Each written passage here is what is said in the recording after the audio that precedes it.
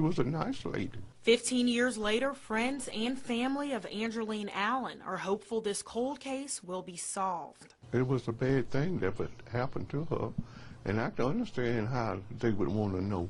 Allen's nephew is using Facebook and YouTube to solve this crime and countless others. There's so many crimes that take place in urban communities across the country, and I wanted to be a person that could make a difference. Allen was murdered inside of her house on Douglas Street. Her house was later torn down, but the spot where her house once stood is now the site for Millennium Film Studios. Since there's a movie studio there, usually in most movies there's a happy ending, and that's what I'm trying to do in this case. I'm trying to get the case resolved. While this case remains open, Sergeant Bill Gooden says they have followed every possible lead.